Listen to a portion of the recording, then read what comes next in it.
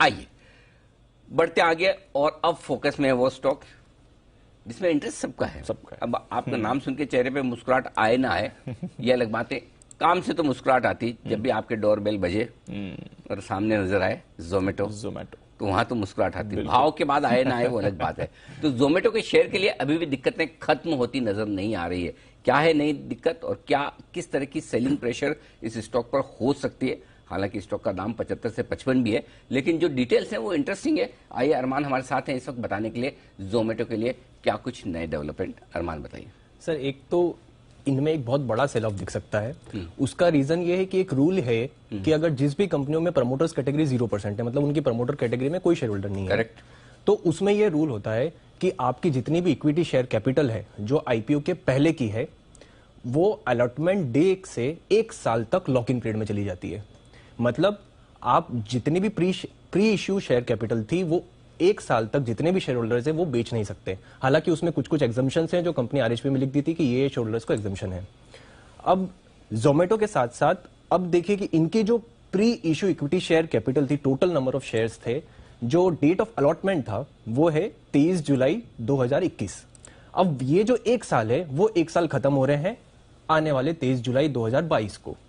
और कितने number of shares थे? टोटल 661 करोड़ शेयर्स थे प्री इश्यू में। उसमें से एग्जम्पशंस के बाद अगर आप देखेंगे तो लगभग 613 करोड़ शेयर्स आ जाते हैं। और ये आप अगर आपको पढ़ना हो तो ये आरएचपी में अगर आप पढ़ भी सकते हैं, आरएचपी में पेज नंबर 102 है जिसमें उन्होंने पूरी डिटेल बता रखी है। ये जो 613 करोड़ शेयर्स हैं, ये टोटल जो अभी मौजूदा इक्विटी शेयर कैपिटल है उसका लगभग 78% है। मतलब ये जो 78% लॉक इन पीरियड में थे 1 साल से, अब उनको आजाद मिल जाएगी कि आप चाहे तो अब 23 जुलाई से जितने शेयर्स हों वो बेच सकते हैं। उसके साथ साथ इसमें कौन से हैं स्टॉक्स जिनमें कौन से शेयर होल्डर है, उसमें इन्फो एज दिख जाएगा, उबर भी दिख जाएगा, अलीपे सिंगापुर, एंडफिन सिंगापुर जैसे शेयर होल्डर्स हैं जिनके पास स्टेक है और जो अब बेच सकते हैं। लेकिन कुछ इसमें ऐसे सिग्नल आ रहे कि कौन बेच सकते। देखो 75% तो बहुत होती है स्टेक। Yes sir. और 75% की स्टेक अगर अवेलेबल है सेलिंग के लिए, करेक्ट, तो बड़ी भी चीज है। Yes sir. लेकिन सबके सब तो बेचने नहीं वाले। Yes sir. कोई ऐसा है, मतलब दिखता है ऐसा कि हाँ ये दे सकता है सर? ये जैसे जिसने ऑफर फॉर सेल में भी बेचा हो, ऐसे नाम ढूंढो। सर ऑफर फॉर सेल में तो सिर्फ इन्फो एज नहीं बेचा था, ऑफर फॉर सेल पूरा इन्फो एज का ही था सिर्फ। पर एक उबर भी है जिनका मैंने फाइनेंशियल रिकॉर्ड देखा था, उनका फाइनेंशियल रिकॉर्ड बेकार है, उनमें ऑलरेडी थोड़ी दिक्कतें आ रही हैं। तो हो सकता है उनके पास बार अच्छी नहीं चल रहा, तो चलो बेचो, इन्वेस्टमेंट। तो हो सकता है कि ये शायद आ जाए मार्केट में। और ये इनकी लगभग प्री इश्यू अगर आप देखेंगे तो लगभग 8% हिस्सेदारी थी उस समय, और इन्होंने ऑफर सेल में कुछ भी नहीं बेचा है, तो हो सकता है इनसे आ जाए। इसी के साथ साथ अब ये वाली जो प्रमोटर 0% प्रमोटर या मैनेजमेंट ओन्ड वाला जो कहानी है, ये सारी न्यू टेक कंपनियों में चल रही है। आप अगर कार्ट रेट के देख लीजिए तो कार्ट रेट का लिए ये 1 साल का पीरियड 20 अगस्त 2022 को खत्म हो रहा है। पीबी फिनटेक के लिए 1 साल का 12 नवंबर 2022 को खत्म हो रहा है। पेटीएम के लिए ये जो 1 साल का पीरियड है 17 नवंबर 2022 को खत्म हो रहा है। तो इन सब के लिए ये एक ओवरहैंग बना रहेगा। लेकिन एक चीज है इसमें, ये है थ्योरेटिकली सही है, लेकिन प्रैक्टिकली वाकई में ये लोग बेचते हैं क्या?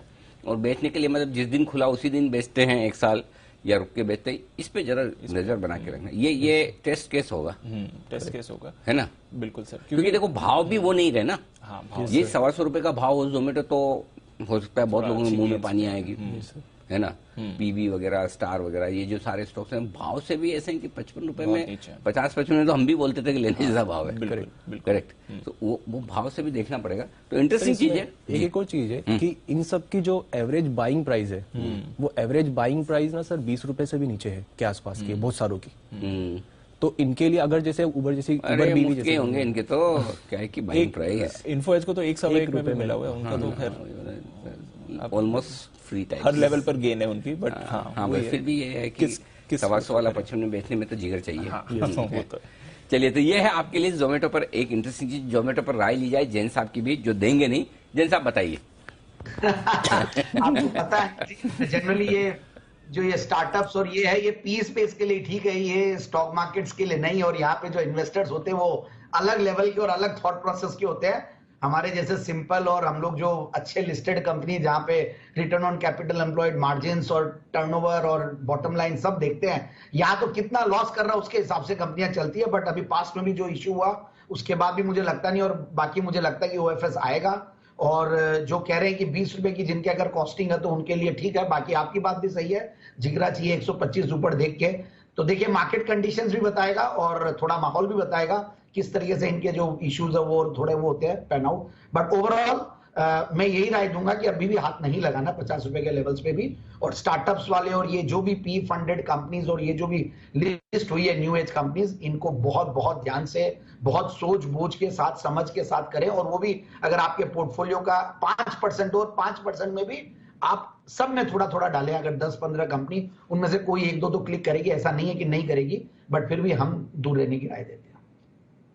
बिल्कुल दूर रहने की सलाह है जहां तक जोमेटो का सवाल है। और अब देखते हैं जैसे जैसे ये लॉक इन खुलता है क्या स्टॉक पर प्रेशर